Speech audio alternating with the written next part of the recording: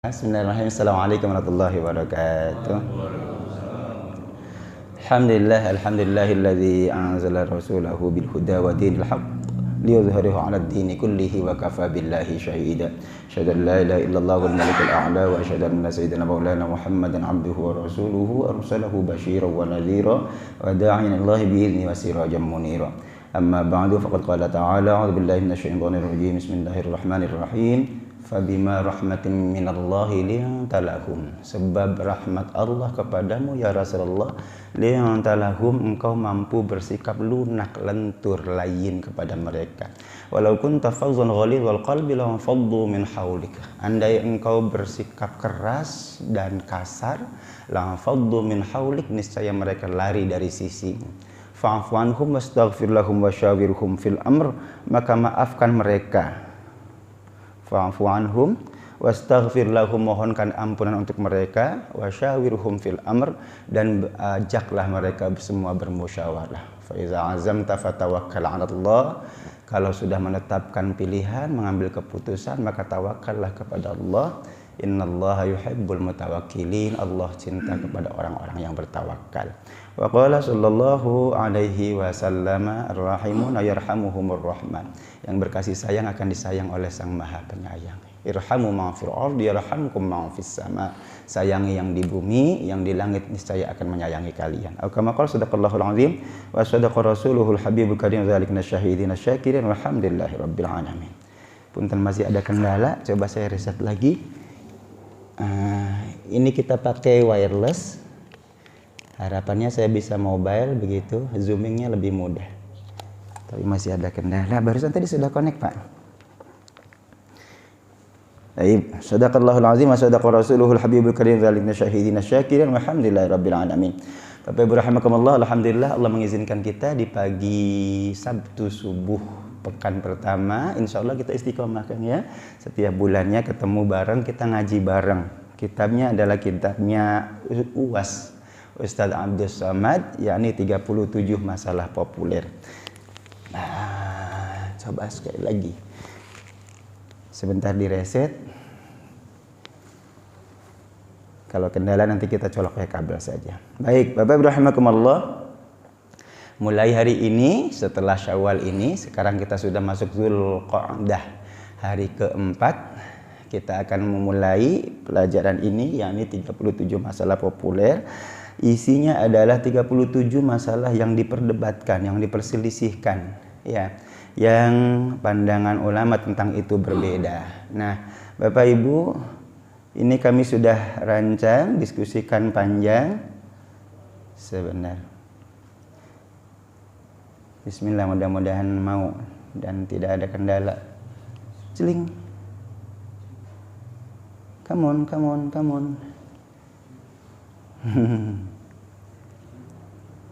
Ya Allah, cannot.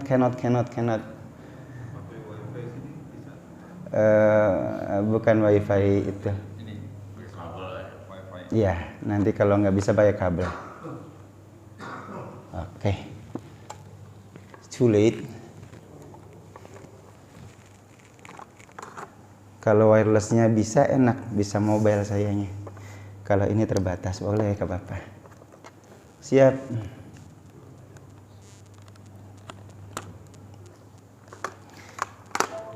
Oke.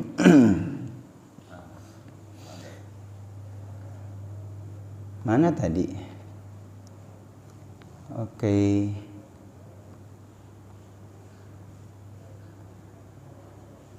Oh, bentrok Pak, karena saya menggunakan wireless juga untuk koneksi internetnya. Oke, back to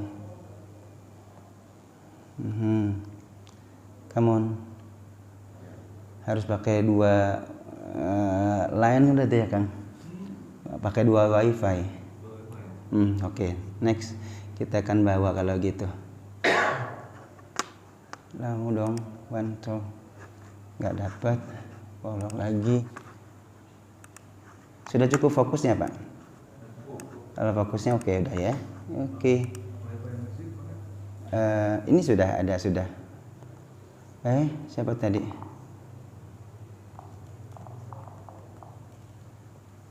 Oke.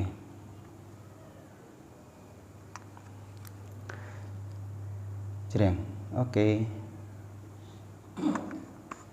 Mana nih gambarnya? Oh, di sini dia. Baik, sudah kelihatan ya. Baik Bapak Ibu rahimakumullah, saya mohon izin yang pertama bawa perangkat karena perlu gambar yang lebih detail. Tuh Pak, hurufnya kecil-kecil banget. Kamera proyektor kita agak kurang jelas, karenanya maka saya bawa sendiri. Kayak gini kecil-kecil banget ya Pak. Nanti bisa di zoom gitu biar lebih gampang mudah bacanya. Baik, Bapak Ibu rahimakumullah, kita akan mulai bagian paling awal. Bapak, kita akan belajar kearifan di sini. Melalui 37 masalah populer Ustaz Abdul Somad ini, kita akan belajar kearifan bersama. Apa kearifannya? Kearifannya adalah 2 poin yang sudah saya sampaikan sebelumnya. Kita ingin mentargetkan 2 hal. Yang pertama adalah melalui pelajaran kita ini kita ingin memperkuat amaliyah kita. Bukan hanya sekedar keyakinan, tapi juga didasari oleh keilmuan yang memadai. 1. Yang kedua, sekaligus ini harapannya bisa menjadi jawaban bagi saudara kita yang mungkin masih mempertanyakan atau malah membantah, menolaknya gitu. Nanti kemudian kalau mau terbuka pikirannya dan bisa meresponnya secara ilmiah begitu, maka mestinya terbuka. Bukan ta'assub golongan, bukan karena firqah saja gitu. Enggak, itu kan pandangan kamu gitu. Bukan pandangan saya, enggak begitu cara pandangnya, tapi terbuka secara keilmuan, wawasannya terbuka. Kalau bahasanya Metallica itu open mind for a different view gitu. Itu Pak, nothing else matter. Betul, ada kalimatnya tuh Pak. Open mind for a different view. Kita terbuka dengan pandangan yang berbeda, insya Allah kita akan menemukan kearifan Pak. Betul, kearifan bersama. Dulu saya pernah sampaikan, saya punya background 4 tahun di pesantren tradisionalis. Saya pernah di pesantren Arjawinangun, Tegal Gubuk Arjawinangun Cirebon, kemudian pernah ke Lirboyo Kediri. Itu betul-betul tradisionalis banget, yang aswaja banget ya. Tapi 3 tahun terakhir bersama dengan Ustadz Alim, saya di Darussalam. Darussalam ini terbuka dengan segala mazhab, segala pemikiran begitu. Kita belajar di sana, ketemu dengan firqah yang berbeda, ketemu dengan organisasi yang berbeda ya. Mohon maaf saya sebutkan misalnya kalau sebelumnya Nahdliyin Tulen, NU banget begitu. Nah di Darussalam itu kita bertemu dengan Muhammadiyah, Persis gitu, dan mungkin yang lain. Saat itu sebelum ada namanya Ikhwanul Muslimin, tapi kami belajar kitabnya Ikhwanul Muslimin. Saat itu belum ada yang namanya Salafi tahun 93-an Pak. Belum ada yang namanya Salafi, tapi yang kita kaji ilmu tauhidnya Fathul Majid namanya. Itu adalah syarahnya Kitabut Tauhid Muhammad bin Abdul Wahhab. Kitabut Tauhidnya ya. Adapun fikihnya, fikih sunnah itu Sayyid Sabiq, kesononya Hasan Al-Banna. Sudah tahu kiblatnya kira-kira kemana ya. Jadi saat itu belum ada firqah-firqah itu di Indonesia, belum ada. Tapi kami sudah mengkaji kitab-kitabnya begitu yang menjadi rujukannya. Nah, hadirin rahimakumullah, dari situ kemudian kami menemukan kearifan. Setelah keluar dari Darussalam, awalnya kami juga bertolak belakang gitu ya. Berasal dari sekolah, madrasah, pesantren yang tradisionalis banget, aswaja banget, ketemu dengan yang berbeda itu rasanya terjadi guncangan.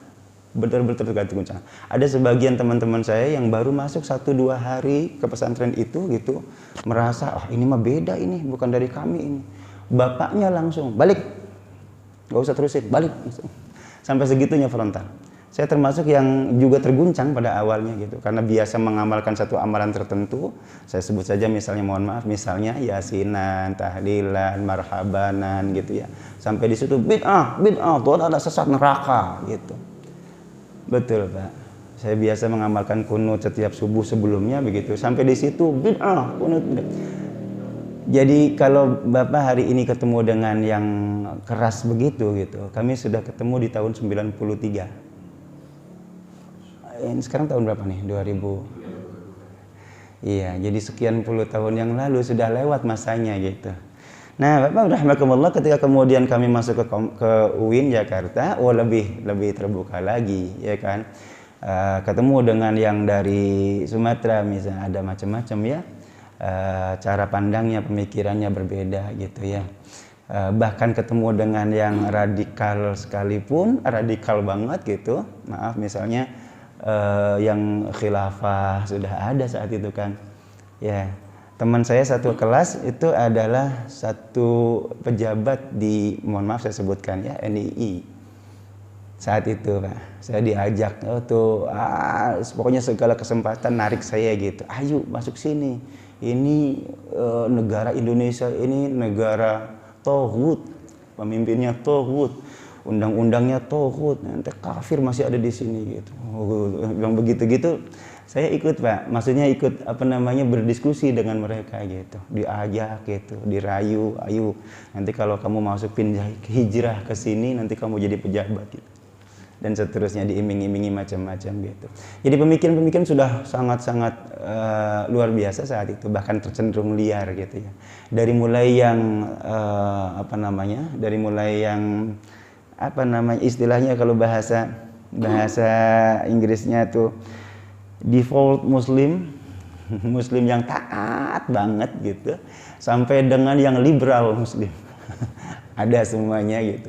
Bapak berahmatullah, tapi dari situ kemudian kami merasa alhamdulillah bersyukur. Kebayang kalau kami ini tidak pernah dididik dengan atau bertemu dengan firqah yang berbeda. Barangkali kami masih berpikir eksklusif.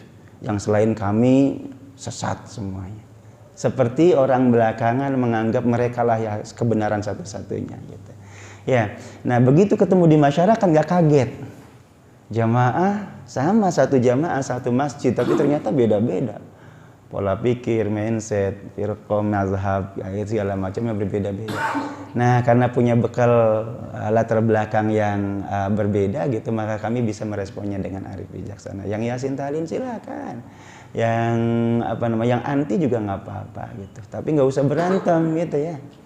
Dalam konteks sholat misalnya, di depan kita sholli fardhu subhi raka'ataini mustaqbilal qiblati adaan imaman lillahi ta'ala. Yang di belakang panasan, kalau pakai usolli itu nggak ada contohnya dari Nabi.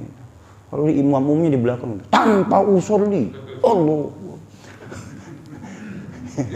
Ya, bahaya kalau begitu. Apa gunanya Nabi mengajarkan kita jamaah? Ya, kalau cuma sekedar fisik kita ketemu di sini, sholat berjejer, berbaris, bersaf-saf gitu ya. Sementara hati kita pecah belah, na'udzubillah gitu. Ya, perbedaan itu sesuatu yang niscaya. Nanti kita akan temukan Bapak Ibu melalui pelajaran kita ini 37 masalah populer ini, ternyata perbedaan itu sejak awal ada. Dari nabinya, bukan dari sahabat tabi'in, ulama belakangan, bukan.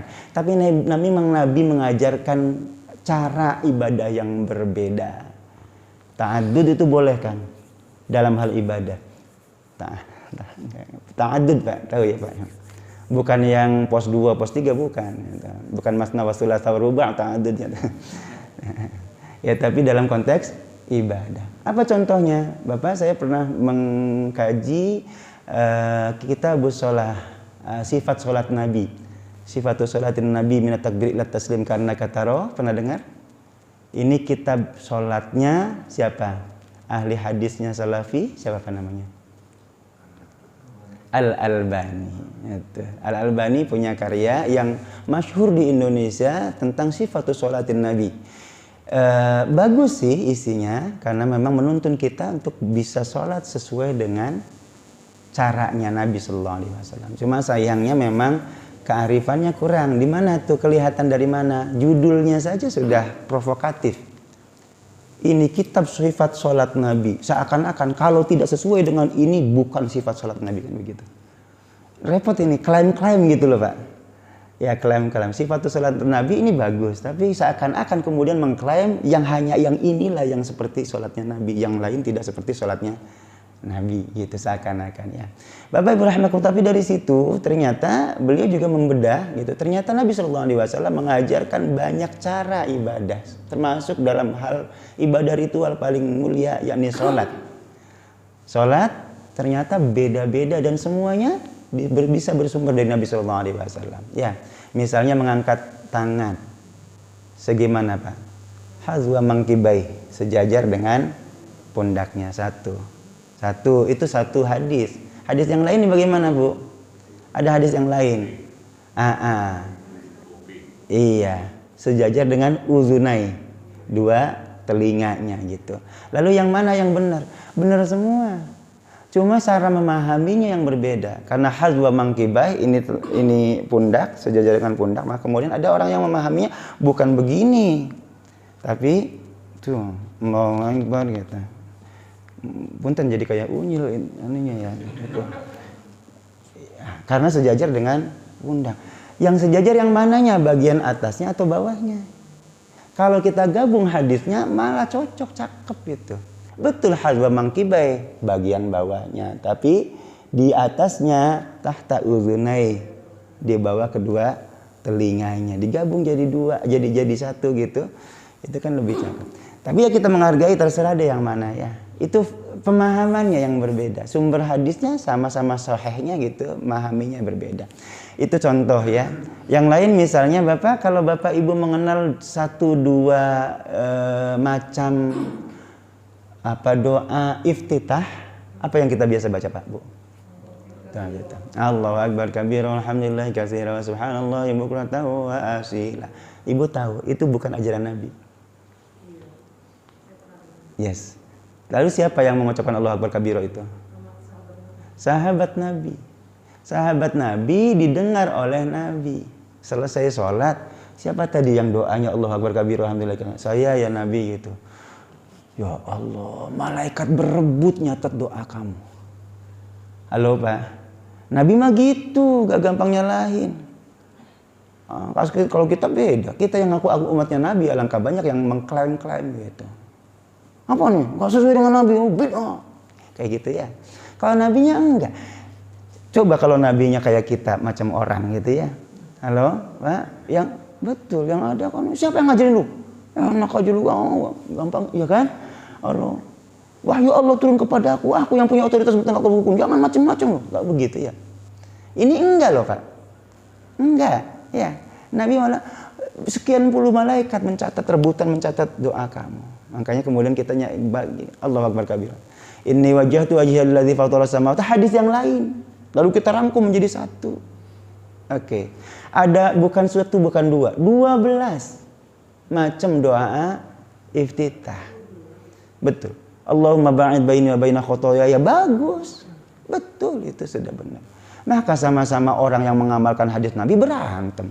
Hanya gara-gara yang satu pakai Allahu akbar kabira, satu lagi Allahumma ba'id baini. Kan repot urusannya. Ini kedewasaan kita ya. Padahal memang Nabi yang mengajarkan, bukan karya sahabat, bukan karya ulama, bukan. Oke. Lalu setelah itu Al-Fatihah. Al-Fatihah bagaimana? Adakah pandangan yang berbeda? Ada. Basmalah, ya kan? Imam Malik bin Anas basmalah bukan dari bagian Al-Fatihah, enggak usah dibaca. Enggak dibaca sama sekali, Bu. Bukan bismillahirrahmanirrahim. Alhamdulillahirabbil alamin. Enggak begitu, enggak. Memang enggak dibaca. Sah. Imam Malik ngarang-ngarang enggak kira-kira? Sembarangan. Karya ulama yang paling awal untuk menulis kitab hadis. Namanya kitab Al-Muwatta. Kitab Al-Muwatta sudah dihafal oleh Imam Syafi'i, muridnya nanti belakangan gitu, sebelum berguru kepada Imam Malik bin Anas. Halo? Jadi ahli hadis. Kalau Imam Malik bukan ahli hadis, mungkin kita pertanyakan. Apa landasannya Imam Malik menyatakan bahwa basmalah bukan dari Al-Quran itu adalah kalamullah al-munazzal ala Rasulillah biwasitati Jibril alaihi salam al-manqulu ilaina bitawatur. Harus silsilahnya mutawatir. Mutawatir itu apa? Tobaqat, setiap tingkatannya sahabat tabi'in sampai dengan kita harus banyak orang yang meriwayatkan persis sama redaksinya. Baru disebut Al-Quran. Katanya Malik bin Anas, basmalah hadisnya banyak tapi tidak sampai level mutawatir. Karenanya saya tidak menganggap bagian dari Al-Quran. Kecuali di surah An-Naml nanti. Innahu min Sulaiman wa innahu bismillahirrahmanirrahim. Alla ta'du alayya wa'tuni muslimin. Itu suratnya Nabi Sulaiman. Ya. Ini dari Nabi Sulaiman dengan nama Allah Subhanahu wa taala yang Rahman dan Rahim. Datanglah kepadaku tunduk. Itu pelet, Pak. Jadi kalau Bapak pengen menundukkan perempuan gitu. Ada Nabi Sulaiman yang ngajarin 1000 tahun sebelum Masehi, 3000 tahun sebelum kita saat ini. Dijadikan. Baik Bapak rahimakumullah. Ternyata beda ya. Kata Imam Syafi'i, enggak, hadisnya sangat banyak, masuk level mutawatir. Karenanya maka basmalah bagian dari Al-Fatihah. Oke. Yang menyatakan bagian dari Al-Fatihah juga bisa dua pandangan. Ada yang bilang kata ini bagian dari Al-Fatihah maka wajib kita baca. Bismillahirrahmanirrahim. Alhamdulillahirabbil alamin. Ya kan? Tapi ada juga yang bilang bagian dari Al-Fatihah tapi tidak kita jaharkan dalam sholat. Apa sebab? Sebab Nabi tidak selalu menjaharkan basmalah dalam sholat gitu. Karenanya Bismillahirrahmanirrahim. Alhamdulillahirabbil alamin. Bismillahnya tetap ada. Itu dalam rukun, Pak. Al-Fatihah itu rukun. Kalau doa iftitah kita berbeda-beda, oke. Jangankan masih berbeda, nggak baca sekalipun sah. Betul. Allahu Akbar misalnya. Bismillahirrahmanirrahim tanpa doa iftitah sah nggak sholatnya, Pak? Sah, orang itu bukan rukun kan. Tapi kalau Al-Quran, Al-Fatihah, la sholata liman lam yaqra bi fatihatil kitab. Tidak ada sholat bagi orang yang tidak membaca Fatihah, gitu ya. Kalau begitu, kalau nggak baca Fatihah, batal sholatnya. Dalam hal rukun saja bisa berbeda, apalagi dalam hal sunnah gitu. Nah, setelah Al-Fatihah banyak lagi. Pernah dengar kisahnya? Nabi SAW hijrah ke Madinah, bangun pertama kali masjid, bukan Masjid Nabawi, namanya Masjid Quba. Betul, Masjid Quba. Masjid Quba tuh ada pohon pisangnya di tengah ya, kalau nggak salah. Betul ya Pak ya? Begitu kita masuk pohon pisang udah. Iya, tengah gede gitu. Masjid Quba. Di Masjid Quba setelah itu kemudian Nabi bergerak lagi ngikutin ontanya, kemudian ditemukan titik yang tepat untuk Masjid Nabawi gitu ya. Di Masjid Quba di saat Rasulullah masih hidup, Pak. Ada orang yang lapor kepada Rasul, ya Rasulullah, imam Masjid Quba, imam kami di masjid yang kau pertama kali bangun setelah hijrah ke Madinah ini aneh ya Rasul. Anehnya gimana tuh kata Rasul?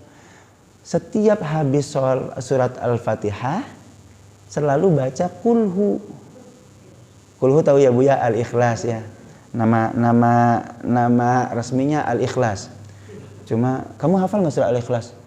Al-Ikhlas yang mana ya? Kulhu. Oh, hafal. Kalau Al-Ikhlas nggak hafal. Itu selalu dibaca sebelum surat yang lain. Bukan berarti nggak ada surat yang lain, bukan. Tapi setelah Al-Fatihah, waladhdallin, amin, bismillahirrahmanirrahim, qul huwallahu ahad, qulhu dulu, baru surat yang lain.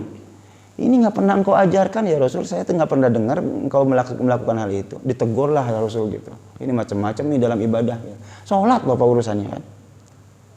Rasulullah SAW suatu saat kemudian ketemu. Saya nggak persis detail apakah Rasulullah menemui dia atau ketemu dalam satu momen begitu ya, atau dipanggil gitu. Yang pasti ketemu sama Fulan bin Fulan ini gitu, yang jadi imamnya Masjid Quba. Si Fulan ini kemudian ditanya oleh Rasulullah SAW, Fulan, kamu benar kalau ngimamin sholat habis waladhdallin kulhu dulu sebelum sholat yang lain? Benar ya Rasul? Kira-kira Pak, kalau macam kita orang nih yang galak-galakan sekarang nih, kira-kira menemui fenomena seperti itu, kira-kira respon Nabi kira-kira gimana?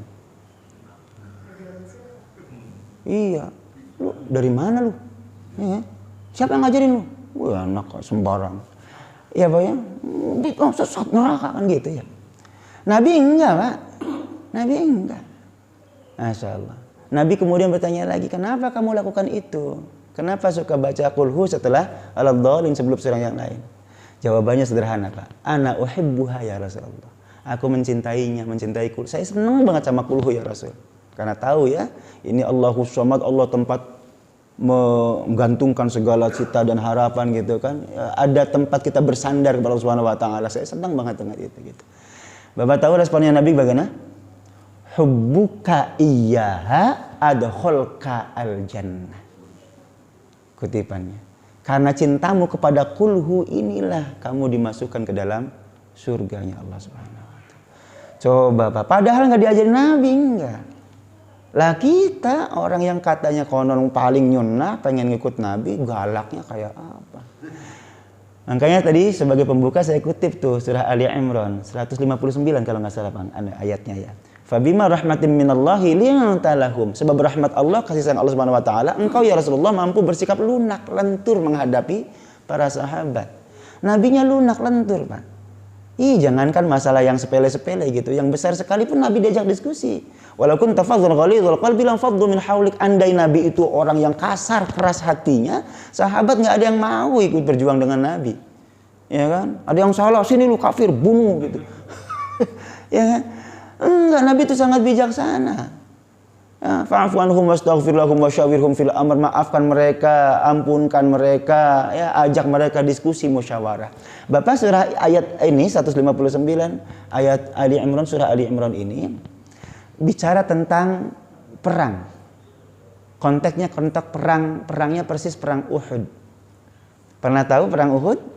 Perang Nabi yang terbesar yang dilakukan yang diikuti oleh Nabi sallallahu alaihi wasallam setelah perang Badar. Perang Badarnya tahun kedua Hijriah, perang Uhudnya tahun ketiga Hijriah, selang setahun kemudian. Di perang Badar 300 lawan 1000, kafir Quraisy kalah. Padahal 3 kali lipat lebih besar jumlahnya. Lalu di perang Uhud, kafir Quraisy pengen balas dendam, kurang ajar. Ya, di perang Badar kita kalah keok 300 lawan 1000. Sekarang kita siapkan kekuatan 3 kali lipat lebih besar, 3000. Lawannya 1000. Nabinya bersama sahabatnya cuma 1000 orang. Tetap 1:3 tuh Pak. Halo, di perang Uhud nih. Halo, yang 1000 orang itu sebagian adalah 300 orang dari kaumnya Abdullah bin Salul. Pernah tahu? Munafik Madinah, tokoh munafik Madinah gitu. Nah, dia mengompori kaumnya gitu, tapi dengan niat yang sudah busuk dari awal. Nanti begitu di tengah jalan kita gembosi kekuatan Nabi, 300 orang dibawa kabur. Abdullah bin Salul, Abdullah bin Ubay bin Salul, Abdullah bin Ubay bin Salul. Abdullah bin Ubay bin Salul benar Pak, berangkat dari Madinah menuju perang Uhud, nggak jauh Uhud Pak ya, cuma berapa kilo jaraknya, 5-6 kilo kalau nggak salah dah. Kita yang sudah ziarah ke sana kan dekat-dekat dari Madinah Pak ya. 5-6 kilo saja. Di tengah perjalanan sengaja tuh Abdullah bin Ubay bin Salul kemudian, "Woi pasukanku, pulang, biarin aja Nabi dibantai." Sebab yang dihadapi 3000 pasukan, kita cuma berapa? Udah sini pulang. Abdullah bin Ubay bin Salul kemudian sengaja menggembosi pasukan. Ini pengkhianatan pertama tuh. Nabi tetap jalan menuju Uhud. Di saat perang Uhud terjadi, Nabi sudah menyiapkan pasukan dengan strateginya sampai hampir memenangkan peperangan. Sebab Nabi sudah menyiapkan para pemanah jitu, ditempatkan di Bukit Marma, tempat memanah. Hari ini kita masih bisa naik ke atas ya, nggak terlalu tinggi kan? Oh itu dari atas enak itu Pak, karena di bawahnya datar begitu kan, dari atas tinggal istilahnya pemanah bisa dengan gampang membidik sasaran gitu kan, karena memang posisinya strategis. Nabi strategi perangnya luar biasa sudah. Siapkanlah dengan catatan, hei kamu ini para penembak jitu, jangan bergerak dari tempatmu, ya, jangan bergerak sebelum apapun yang terjadi di bawah. Kita kalah atau menang, kamu tetap di tempatmu. Oke. Apa yang terjadi? Kita semua tahu. Saat peperangan terjadi, kemudian setelah umat Islam terlihat sudah hampir memenangkan peperangan karena sudah kafir Quraisy kocar kacir, gimana enggak mereka di bawah, ini ditembakin dari atas gitu kan, sudah kocar kacir, hampir menang nih. Lalu yang di atas tergiur ghanimah untuk mengambil harta rampasan perang gitu. Bapak, itu nilainya ekonomis semua loh, nilai ekonominya luar biasa ya. Ya kuda yang ditinggalkan konon ada 200-an kuda di saat perang Uhud itu. Ada pelananya, ada tombaknya, ada senjatanya. Ini amunisi kan? Kalau bahasa kita bedilnya, iya, semua senjatanya kan bernilai, pedangnya kan bernilai sebenarnya. Termasuk alutsista betul. Termasuk semua yang ditinggalkan, termasuk yang kalah gitu. Karena akan diperbudak, bisa dijadikan sebagai budak. Alternatifnya 2, bisa ditebus oleh keluarganya atau dijual sebagai budak. Tawanan tuh begitu zaman itu. Apalagi kalau ada di antara mereka yang perempuan gitu kan. Kan yang mensuplai itunya makanan segala macamnya perempuan di belakang gitu. Itu tangkap, dijadikan sebagai tawanan perang dan itu bisa bisa dijadikan sebagai budak dirinya atau dijual kepada yang lain gitu. Kata yang di atas, wah kalau kita dia isi ini doang nggak kebagian ini. Yang di bawah rebutan ghanimah gitu. Kita nggak kebagian, ntar turun. Itu pengkhianatan yang kedua. Begitu mereka turun, saat itu Khalid bin Walid yang masih menjadi panglima perangnya Quraisy gitu, melihat peluang, wah, pasukanku satu rebut pos di atas, satu lagi putar ke belakang, kan nggak terlalu gede tuh Pak ya. menusuk dari belakang, sebagian lagi mengambil posisi para pemanah. Hancur kita, 80 orang menjadi syuhada. Ini ayat, hai karena rahmat Allah kepadamu ya Rasulullah, kamu mampu bersikap lunak kepada mereka. Turun setelah perang Uhud dengan 2 pengkhianatan besar ini. Nabi bukan hanya dikhianati tapi juga terluka Pak, berdarah-darah. Ya Pak, sahabatnya gugur 80 orang menjadi syuhada. Tapi Al-Quran mengajarkan kamu tetap harus lunak lentur. Maafkan mereka, mohonkan ampunan mereka, ajak mereka musyawarah. Pulang dari Uhud sampai ke Madinah, apa Nabi panggil Abdullah bin Ubay bin Salul, sini gue penggal kepala lu? Apa begitu? Enggak. Nabi SAW tidak pernah membunuh sahabatnya, termasuk tokoh munafik sekeras Abdullah bin Ubay bin Salul sekalipun gitu. Padahal pengkhianatannya, Bapak orang lari dari perang itu disersi, apa bahasanya itu ya? Ya betul ya Pak. Itu sampai hukum sekarang juga kan sanksinya berat. Sekurang-kurangnya tangguhkan kenaikan pangkatnya misalnya. Bisa jadi diturunkan jabatannya, bisa jadi dipecat tanpa pesangon, tanpa dengan tidak hormat gitu kan. Bisa jadi dibunuh istilahnya gitu. Tapi ternyata Nabi diajarkan oleh Al-Quran surah Ali Imran ini untuk berlapang dada. Itu dalam konteks perang yang segitu hebatnya. Apalagi dalam konteks damai. Gitu ya Pak ya. Kenapa kearifan itu kita tidak miliki? Orang-orang yang mengaku ikut sunnahnya Nabi tapi tidak arif bijaksana melihat segala perbedaan di tengah masyarakat. Padahal belum tentu salahnya. Emang pasti yang berbeda dengan mereka pasti salah? Tidak. Ini bagian paling awal, kearifan kita berpikir menghadapi segala persoalan. Bapak Ibu rahimakumullah. Yang kedua, teman-teman kita yang berbeda dengan kita ini seringkali mereka terlalu menuntut dalil yang khusus, dalil yang definitif berbicara tentang tema itu. Gitu. Maka ketika melakukan merespon segala hal gitu, mana dalilnya? Kan selalu begitu bertanyanya ya. Boleh sebut nama nggak sih? Nggak apa-apa ya. Maksudnya kan mana dalilnya gitu. Ketika kita sampaikan dalilnya, mereka nggak mau terima juga. Apa sebab? Sebab dalilnya dalil umum. Pak, mereka cara berpikir mereka, kalau ada dalilnya mereka mau ambil betul. Tapi dalilnya harus definitif, dalil yang merujuk kepada situ. Contoh sekarang, benarkah harus begitu Pak?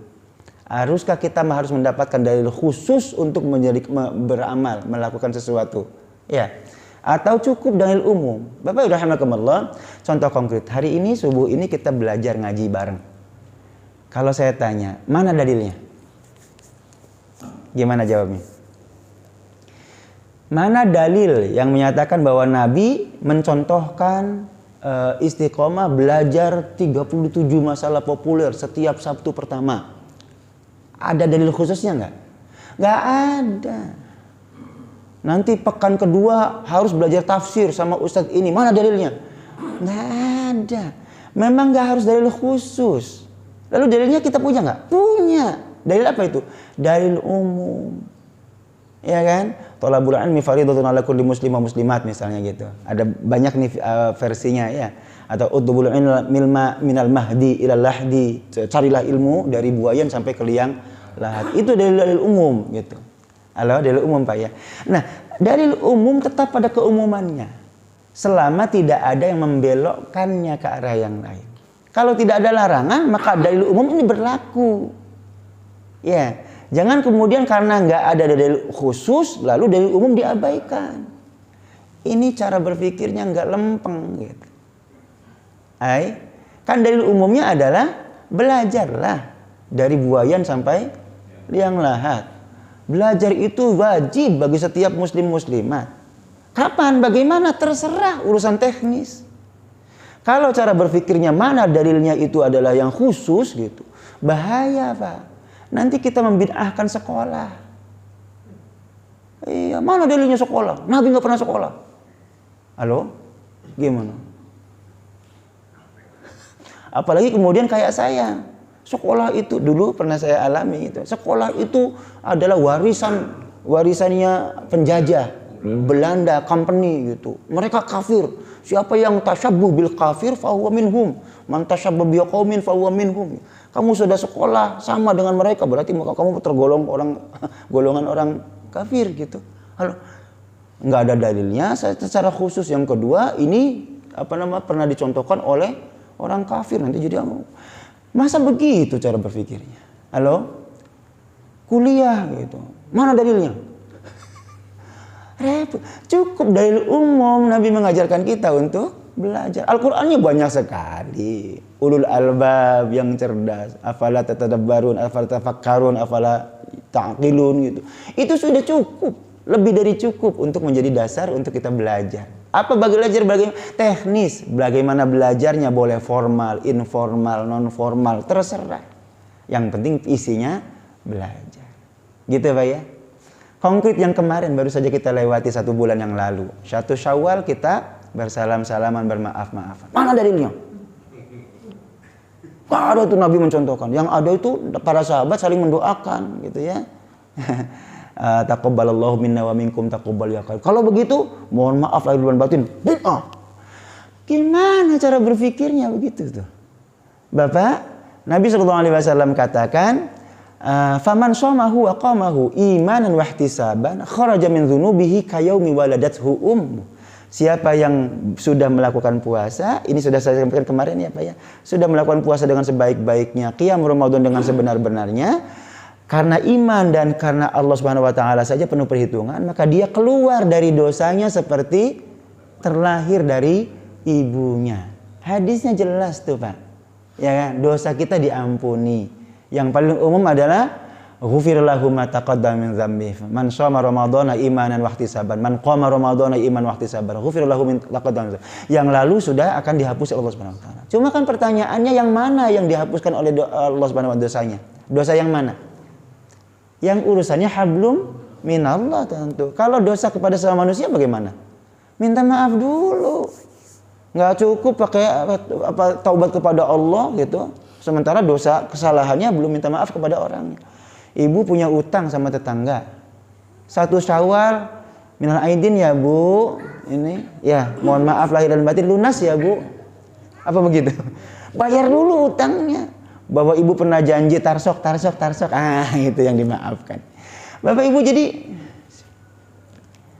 iya. Ketika mana dalilnya? Mana dalilnya? Yang mereka minta itu dalil khusus. Sementara sebenarnya ada banyak dalil umum.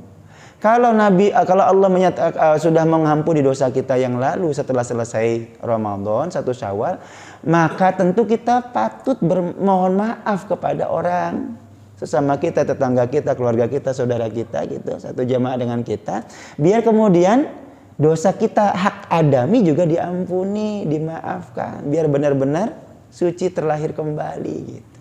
Ya kan? Momentumnya pas 1 Syawal, maka kita maaf-maafan. Jangankan yang dekat, yang jauh kita kejar. Ya kan? Sampai pulang kampung. Jangankan manusia, sama binatang aja kita silaturahmi. 1 Syawal.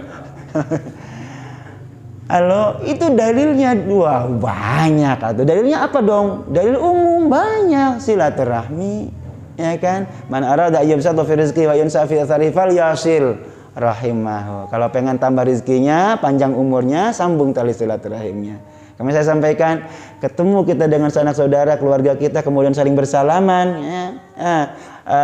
Gimana? Ma min muslimaini yaltaqiyani fayatasafahani. Kalau ada 2 orang Islam datang kemudian bersalaman di antara keduanya, ghafara lahuma qabla ayyatafarraqa. Allah mengampuni dosa keduanya sebelum mereka berpisah. Itu dalil umum. Terserah kapanpun. Apalagi momentumnya 1 Syawal. Masa nggak boleh jadinya? Hanya gara-gara nggak ada dalil khusus nggak boleh salaman? Nggak ada contohnya. Gimana ceritanya ya? Ya. Ini juga berlaku dalil umum, kapanpun ketemu, di kantor salaman bagus, di rumah, di lingkungan salaman bagus, ketemu di masjid salaman bagus. Pak gimana kabar? Alhamdulillah sehat ya kan. Setelah sholat bagus, kenapa tidak? Ya, yang penting jangan lagi sholat. Oh lagi sholat baru masalah tuh ya. Alhamdulillah. Pak RT gimana kabar?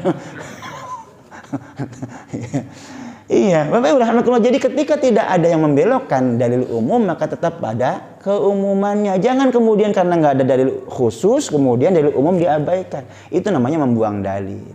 Nah, ini kearifan yang kita ingin sampaikan melalui kajian kita nih, 37 masalah populer. Baik, 10 terakhir sebelum kita doa, saya akan memulai dengan prolognya. Prolognya saya tidak akan bacakan lebih detail. Bapak Ibu rahimakumullah, ada 37 masalah populernya adalah ini. Dari mulai tentang ikhtilaf dan mazhab, bid'ah, memahami ayat mutasyabihat, beramal dengan hadis dhaif dan seterusnya. Isbal, tahu Pak ya? Yang cingkrang gitu ya, jenggot dan seterusnya. Nanti kita akan bahas detail satu persatu. Ini pertemuan perdana, baru muqaddimah dulu saja, membuka wawasannya, bagaimana mindset, cara berpikirnya begitu, sehingga kemudian nanti kita lebih mudah memahaminya. Oh begitu. Baik, Bapak sebelum masuk ke bagian yang paling awal, beliau memberi pembuka yang istimewa, membuka buku ini dengan kasus. Kasusnya adalah ada satu pemakaman, ada ibu-ibu yang mengadu kepada Ustaz Abdul Somad itu, Ustaz, saya memakamkan orang tua saya, di makam berantem kami keluarga gitu. Apa sebab? Sebab satu di antara keluarga saya ngancam gitu, jangan talkinin. Begitu selesai memakamkan gitu, jangan talkinin gitu. Kalau ya, siapa yang mau talkinin saya bantai. Itu antar keluarga. Sebagian keluarganya berbeda ya Pak ya, ada sebagian yang biasa talkin, sebagian ternyata yang garang-garang, sesat neraka kayak gitu. Akhirnya kemudian kami tidak talkinkan. Nah, Ustaz Abdul Somad kemudian membuka nih. Ini contohnya ya, mau dibawa kemana bahasanya umatnya ini. Nah, beliau kemudian mengambil pandangan-pandangan ulama. Bapak Ibu rahimakumullah, di kitab ini, di buku ini, Ustaz Abdul Somad tidak memaparkan pendapat pribadinya. Selalu dimulai dengan dalil-dalil Al-Quran, hadis, lalu pandangan ulama ahli di bidang itu ya, terkait dengan tema yang dibahas. Setelah mengungkapkan pendapat ulama, baru simpulannya begini. Bukan pendapat pribadi beliau, karena beliau tidak mau dituding ini kan pendapat lu, nggak begitu ya. Tapi semua dipaparkan. Nah, karenanya kemudian yang disampaikan adalah pandangan-pandangan ulama mu'tabarah, ulama-ulama yang menjadi rujukan ya, yang memiliki otoritas untuk mengambil keputusan-keputusan hukum. Termasuk diantaranya adalah ini. Misalnya tentang tadi ya, tentang talqin mayit itu. Laqinu mautakum bila ilaha illallah. Talqinkan yang meninggal di antara kalian dengan la ilaha illallah. Mautakum itu apa Pak? Orang yang meninggal diantarkan. Sebelum meninggal, saat meninggal, setelah meninggal disebut mauta enggak? Atau yang sudah meninggal saja? Tuh ya. Atau iqra'uha ala mautakum, bacakan Yasin kepada mauta di antara kalian, yang meninggal atau yang sedang meninggal atau yang sudah meninggal. Kalau kita ambil mautanya itu universal, berarti sebelum, saat meninggal maupun setelah berlaku universal itu. Ya, bukan hanya saat meninggal, saat lagi najah gitu ya. Tapi setelah juga bagian dari mauta. Ya kan? Allah menyebutkan mauta itu orang yang sudah meninggal, bukan hanya yang sedang, yang saat meninggal gitu. Baik. Nah, ini contohnya ya. Beliau mengutip pendapatnya Ibnu Salah, ini wasu'ila Syekh Abu Amr bin As-Salah rahimahullah an, faqala at-talqin huwa allazi nakhtarahu wa na'malu bihi. Talqin adalah yang kami pilih dan kami lakukan. Gitu kata siapa? Ibnu Salah. Dari mana nih? Ini Ibnu Salah itu siapa? Ini di atas ya. Ibnu Salah nih, nama lengkap beliau ini detail gitu, jelaskan siapa beliaunya. Ibnu Salah. Ibnu Salah katakan ini adalah amalan penduduk negeri Syam sejak zaman dahulu. Sumbernya dari Imam Nawawi Al-Majmu' Syarah Muhadzab. Misalnya satu. Berikutnya ada Ibnu Arabi, tahun sekian lahirnya. Ibnu Arabi juga sama. Apabila mayat dimasukkan ke dalam kubur, dianjurkan agar ditalqinkan pada saat itu adalah perbuatan penduduk Madinah dan orang-orang soleh pilihan. Orang Madinah juga melakukan itu, Pak, talqin. Berikutnya Imam Nawawi ya. Bagaimana Imam Nawawi Al-Baghdadi? Imam Nawawi itu siapa? Ayat 6. Nama lengkap beliau adalah Yahya bin Syaraf Muhyiddin Imam Nawawi. Suriah dan seterusnya. Ini detail dijelaskan siapa beliau begitu. Dari sini kita melihat otoritas beliau bagaimana. Terus setelah Imam Nawawi, Ibnu Salah, lalu Ibnu Taimiyah. Ini yang sering dijadikan rujukan oleh saudara kita, tetangga kita yang berbeda ini. Tapi sering dipelintir. Ibnu Taimiyahnya bilang yes, mereka bilang no. Dan ini salah satunya. Ibnu Taimiyah bagaimana? Ibnu Taimiyah talqin yang disebutkan telah dilakukan oleh sekelompok sahabat, bahwa mereka memerintahkannya, sahabat, Pak. Katanya mereka salafi. Salafi itu ngikut ulama 3 generasi, sahabat di antara bagiannya. Ini amalan sahabat mereka tinggalkan. Halo Pak, padahal amalan sahabatnya katanya salafi tapi nggak mau ikut salaf. Gimana ya? Iya, tidak konsisten. Seperti disebutkan nih Abu Umamah Al-Bahili dan lainnya, dibuatkan hadis Rasulullah tapi tidak dapat dihukum sahih. Betul, tidak banyak sahabat yang melakukannya. Oleh Ahmad bin Hanbal berkata talqin ini boleh dilakukan, mereka memberikan rukhsah, mereka tidak memberikan seterusnya. Ini Imam Ibnu Taimiyah Majmu' Fatawa. Imam Ibnu Taimiyah membenarkan, membolehkan. Baik, lanjut pendapat Syekh Abdullah bin Muhammad As-Siddiq Al-Ghumari. Ada yang pendapat yang memakruhkan, ada. Al-Ghumari menyatakan bagaimana pendapatnya. Di negeri Syam. Syam itu Suriah sekarang, Jordan, Palestina termasuk di dalamnya gitu, luas. Ya, di Cordova Spanyol juga sama dan seterusnya. Lanjut, Mufti Al-Azhar 19 itu dari generasi klasik sampai dengan generasi modern disebutkan. Atiyah Shaqr, ya Mufti Al-Azhar Mesir tahun sekian, 2006 meninggalnya. Detail disebutkan satu persatu dalilnya. Nah, ini contoh konkret, Pak, contoh bagaimana umat ini yang mengklaim-klaim nyunnah gitu ternyata tidak mengamalkan sunnah, mengklaim-klaim talqin tapi mengklaim-klaim salafi tapi tidak mengamalkan amalnya salaf. Itu generasi salaf. Ya, beliau beberkan satu persatu tuh. Baru kesimpulan. Baik, saya tambahkan ada satu hadis Nabi sallallahu alaihi wasallam. Riwayatnya sumbernya dari menantunya Nabi khalifah ketiga, sahabat Utsman bin Affan. Di sini tidak disebutkan. Bapak derajatnya hasan baik berarti ya. Masih bisa digunakan sebagai landasan amal. Kata siapa tadi? Utsman bin Affan. Idza faragha min dafnil mayyit, kana Rasulullah sallallahu alaihi wasallam idza faragha min dafnil mayyit, kalau Nabi sallallahu alaihi wasallam selesai memakamkan jenazah gitu, waqafa 'alaiha. Nabi kemudian berdiri di atas kuburnya. Maksudnya bukan ini kuburannya di atasnya, bukan. Maksudnya di samping. Ya, di samping kuburnya. Kemudian lalu Nabi memerintahkannya 2. Istaghfiru li akhikum. Redaksinya begitu. Istaghfiru li akhikum. Mohonkan ampunan untuk saudaramu ini. Siapa yang diperintah? Semua yang hadir. Mohonkan ampunan kepada saudaramu yang dimakamkan ini. Lalu yang kedua, wasalu lahu at-tasbit. Wasalu lahu at-tasbit. Mintakan kekuatan untuknya. Pak, kira-kira ini perintah apa? Talqin. Legal formalnya gitu kan. Lalu kemasannya talqin. Isi talqin sabbatakallahu biqaulis sabit. Pak, yang biasa talqin ya, pernah dengar? Sabbatakallahu biqaulis sabit itu. Itu diajarkan oleh Nabi. Cuma mereka itu kan perintahnya istaghfiru li akhikum. Mintakan ampunan untuk saudaramu. Kata mereka, mana dalil yang mengatakan bahwa Nabi berdoa berjamaah? Kan enggak ada, nabinya memimpin doa kemudian dimakmumi oleh semua yang hadir. Enggak begitu redaksinya. Mintakan ampunan kepada saudaramu. Kalau begitu yang diajarkan ya kita minta ampunan sendiri-sendiri. Gitu cara berpikirnya, Pak. Karena tadi harus dalil khusus, harus dalil khusus gitu ya. Enggak cukup istaghfiru akhikum. Kalau kita memahami secara universal, mohonkan ampunan untuk saudaramu. Sah enggak kalau kita mohon ampun bareng-bareng? Kenapa tidak? Malah kalimatnya istaghfiru, yang diminta untuk berdoa itu semua yang hadir. Kalau gitu jamaah dong. Masa hanya gara-gara Nabi tidak mencontohkan memimpin doa, mengimami doa, kemudian yang lain mengmakmumi, mengamini gitu. Lalu kita nggak boleh mendoakan dengan cara seperti itu.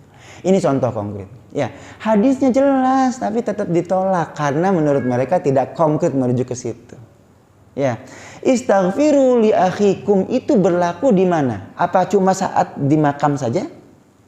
Bisa nggak itu dibawa hadis itu umum kan Pak? Bisa nggak dibawa sampai rumah? Ya kan? Coba kalau mereka enggak, itu kan di atas kuburan. Malah sebenarnya mereka nggak konsisten dengan bahasa di atas kuburan. Harusnya kan di atas kuburannya di atasnya. Kenapa di sampingnya? Ya kan? Kan mereka berarti pakai kias juga, pakai logika juga, bukan hanya semata-mata melihat teks hadisnya kan gitu. Di atas kuburan, di atasnya Ustaz. Nggak boleh di samping. Kalau di samping nggak sesuai dengan dalil. Kan begitu ya Pak ya? Apa begitu cara berpikirnya? Enggak. Istaghfiru li akhikum itu bahasa universal, bahasa kalimat umum, dalil umum. Mintakan ampunan untuk saudaramu. Ya di sini, ya di sana, terserah silakan. Itu sebab kita kemudian sampai rumah, malam pertama kita doakan almarhum, malam kedua kita doakan almarhum. Itu bagian dari perintah Nabi bukan? Bagian. Orang disuruh mintakan ampunan. Kapan? Apa cuma di situ doang? Enggak. Apa Nabi membatasi? Hanya di sini saja ya. Kalau di rumah bid'ah. Begitu. Enggak. Kenapa kita membatasi? Halo? Padahal harusnya kalau konsisten, kita membatasi dalil, harus pakai dalil. Ya, kalau kita mau membatasi dalil, pakai dalil lagi. Mana dalil yang melarang kita mendoakan orang dari rumah? Enggak ada. Ya. Halo? Jangan hanya gara-gara tidak disebutkan kemudian kita menganggap bahwa itu dilarang oleh Nabi. Itu menyimpulkan sendiri tanpa dalil gitu. Mending kalau pakai kaidah. Karena nggak pakai kaidah nyasar. Gitu Pak kira-kira. Baik, ini contoh ya. Nah, beliau Uwas bagian paling akhir ini sudah dekat. Bagaimana cara beliau menyampaikan mengupas masalah 37 masalah populer ini? Satu, membahas masalah yang populer di tengah masyarakat, bahkan menghabiskan energi hanya untuk membahas masalah yang sudah tuntas dibahas oleh ulama berabad-abad silam. Beliau mengakui ini masalah sudah lewat sebenarnya, tapi hari ini menjadi identitas bagi kelompok tertentu. Kalau nggak begitu bukan kelompok kami gitu ya. Seperti itu masalahnya gitu. Beliau menyatakan ini mubazir sebenarnya. Nih, ya ini mubazir. Andai dibahas mubazir, tidak dibahas umat bingung. Nah, beliau saya memilih mubazir, nggak apa-apa deh, mengulang kembali yang sudah selesai oleh para ulama terdahulu gitu ya, daripada masyarakat tersesat. Ini bagian yang pertama. Yang berikutnya adalah buku ini disusun dengan mengemukakan dalil dan pendapat para ulama yang mu'tabar. Saya tidak terlalu banyak memberikan komentar karena kita berhadapan dengan orang-orang yang sulit menerima pendapat orang lain. Kalau saya berpendapat nanti ditolak. Tapi kalau ini loh, kamu ngikut salaf kan? Iya, ini sahabatnya begini, tabi'innya begini. Kenapa kamu ngikut? Biarin mereka kemudian berkesimpulan sendiri gitu ya. Ini dua. Yang ketiga, pendapat para ulama saya tuliskan lengkap dengan teksnya agar para penuntut ilmu dapat melihat dan mengkaji kembali, menghidupkan semangat mendalami bahasa Arab dan seterusnya. Sengaja dikutip, kutipannya lengkap, detail, disebutkan sumber rujukannya di mana. Ya, bukan ngarang-ngarang. Yang keempat, buku ini amat sangat jauh dari kesempurnaan, mohon kritikan. Yang kelima, buku ini tidak ingin menggiring pembacanya kepada mazhab tertentu, Pak.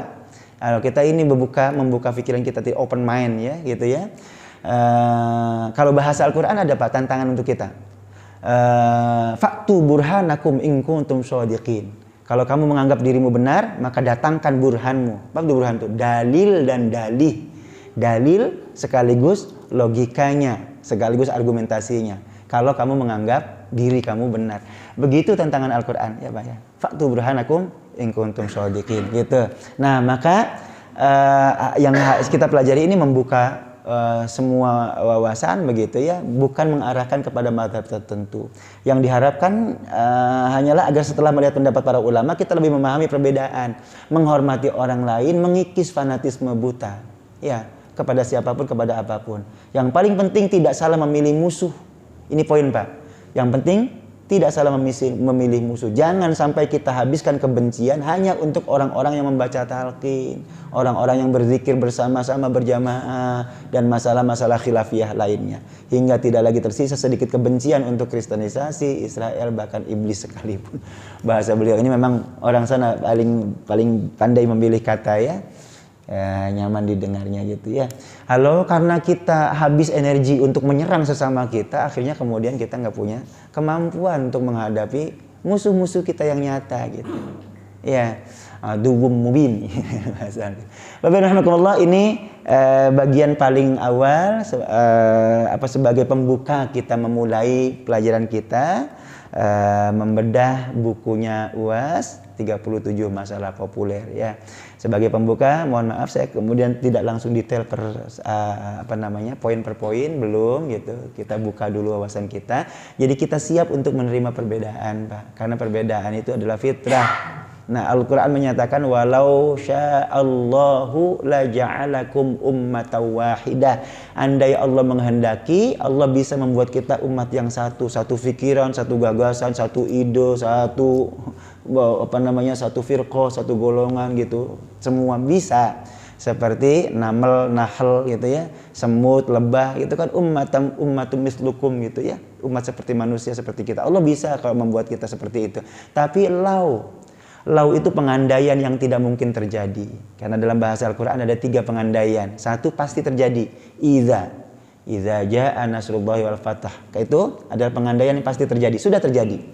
Yang kedua adalah lau, tidak mungkin terjadi. Kalau Allah menghendaki, walau sya'allah berarti Allah tidak menghendaki. Ya. Apa itu tujuannya? Liyabluwakum ayyukum ahsanu amala. Biar kita semua kemudian termotivasi untuk fastabiqul khairat, berlomba-lomba untuk mencapai kebaikan. Ini Pak ya, jadi nggak apa-apa, beda tetangga sebelah kok begitu, saya begini nggak apa-apa, biasa aja ya. Kalau 10 itu bisa 5 tambah 5, bisa 20 bagi 2, bisa 2 kali 5, bener semua nggak? Bener semua, kenapa kita kemudian malah berpikir sempit, 10 ya harus 5 tambah 5. Nggak beres itu loh ya berarti Pak ya. Jadi terbukalah dengan perbedaan, biasa saja menghadapi perbedaan. Justru karena berbeda kita kemudian bisa saling melengkapi, kita saling bisa kerjasama ya. Bapak Ibu satu lingkungan kekuatan beda-beda ya.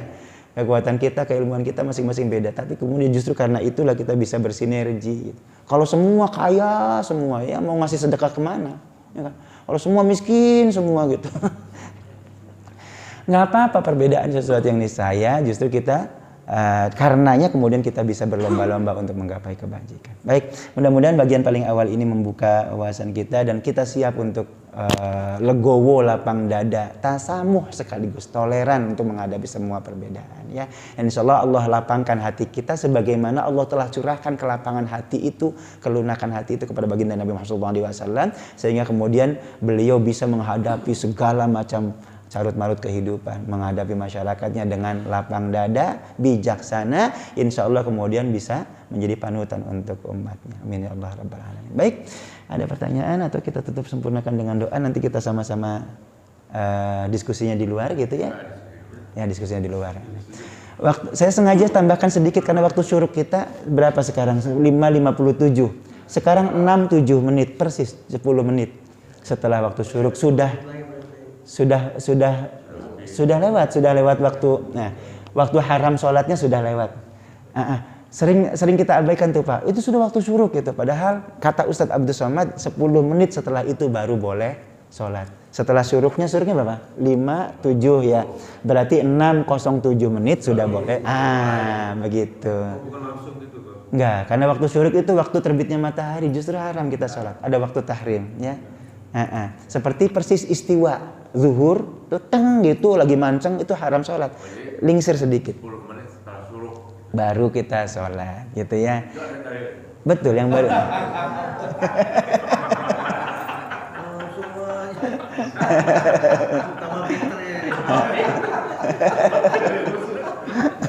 Betul. Waktu tahrimnya ada 3 Pak ya. 1 saat persis terbit matahari, yang kedua saat persis mancang matahari istiwa, yang ketiga saat ghurub, saat terbenamnya matahari persis. Apa sebab? Khawatirnya nanti ada orang salah persepsi, Islam itu nyembah matahari ya. Waktu sholat, waktu terbit, sholat zuhur, sholat maghrib, sholat, nyembah matahari berarti. Enggak. Agar tidak terjadi seperti itu, maka kemudian ada jeda waktu. Lengser mataharinya sedikit baru. Lengsernya berapa itu? Kurang lebih 10 menit. Kata Ustadz Abdus Somad. Ada ulama yang lain saat saya umrah ditegur gitu, 15 menit tambahin setelah syuruk baru boleh sholat duha atau sholat syuruk waktu awal gitu. Baik. Udah nggak apa-apa lewat ya. 1 jam. Iya, riwayatnya Imam At-Tirmidzi derajatnya sahih, hasan, derajatnya hasan. Kata Nabi, kalau kita melaksanakan rangkaiannya nih, ya dari mulai sholat subuh berjamaah sampai kemudian mengisinya dengan ngaji, ta'lim gitu ya, i'tikaf di masjidnya sampai waktu syuruk, maka kita mendapatkan pahala haji dan umroh tamatan sempurna 3 kali.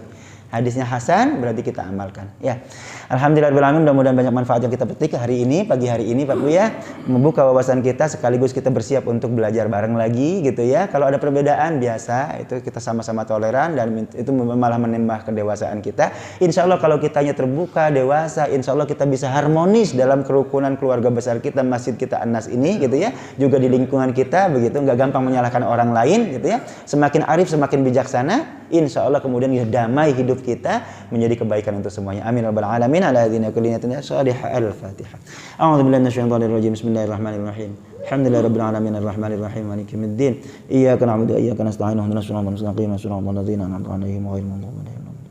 Sallallahu alaihi wasallam Muhammad sallallahu alaihi wasallam habibina syafi'ana maulana Muhammad wa sallim radallahu ta'ala subhanahu amin hamd syakirin hamdan yuafi ni'amaka fi mazida rabbana lakal hamdu kama yanbaghi li jalalika karim wa li 'azimi sultanik Allahumma salli wa sallim ala sayyidina Muhammad wa ala ali sayyidina Muhammad Allahumma rabbana zalamna anfusana wa illam taghfir lana wa tarhamna lanakunanna minal khasirin Allahumma ya Allah ampuni dosa khilaf abi ya Allah. Alangkah banyak di antara kami bergelimang dosa sepanjang hidup kami ya Allah, ampuni dosa kami ya Allah, ampuni kesalahan kami ya Allah. Juga orang tua kami ya Allah, bersimbah darah ibu kami melahirkan kami ya Allah, bersimbah perlu ayah kami membesarkan kami, ampuni dosa kami ya Allah dan ampuni juga dosa kedua orang tua kami ya Allah. Allahumma ya Allah pagi hari ini ya Allah kami mohon ampun dan ridha-Mu ya Allah, sekaligus belajar ya Allah, kembali ya Allah membuka wawasan kami ya Allah, membuka hati kami ya Allah untuk belajar lebih dalam ya Allah ilmu agama kami ya Allah. Allahumma ya Allah anugerahkan kepada kami ya Allah kelapangan hati ya Allah, lunakan hati kami ya Allah, menyikapi semua perbedaan di antara kami ya Allah. Allahumma ya Allah teguhkan persaudaraan kami ya Allah, ikat erat persaudaraan dengan kami semakin erat semakin dekat ya Allah di tengah perbedaan di antara kami ya Allah. Jadikan perbedaan ini menjadi pemantik kami untuk fastabiqul khairat, berlomba-lomba untuk menjadi kebajikan ya Allah, untuk menolong agamamu ya Allah, berjuang dalam agamamu ya Allah. Ya Arhamar Rahimin ya Mujibas Sa'ilin, istiqamahkan kami ya Allah untuk berjuang di jalan agamamu ya Allah sampai akhir hayat kami ya Allah. Allahumma inna nas'aluka husnal khatimah wa na'udzubika min syarril 'aqibati wa su'il khatimah. Allahumma rabbana taqabbal minna innaka antas sami'ul 'alim, tub 'alaina innaka antat tawwabur rahim. Rabbana atina fid dunya hasanah fil akhirati hasanah wa qina adzabannar. Sallallahu alaihi wasallam Muhammad wa ala alihi wasallam. Subhana rabbika rabbil izzati amma yasifun. Salamun al mursalin walhamdulillahi rabbil alamin. Alhamdulillahi rabbil alamin. Subhanakallahumma wa bihamdika asyhadu an la ilaha illa anta astaghfiruka wa atubu ilaik. Wassalamu alaikum warahmatullahi wabarakatuh.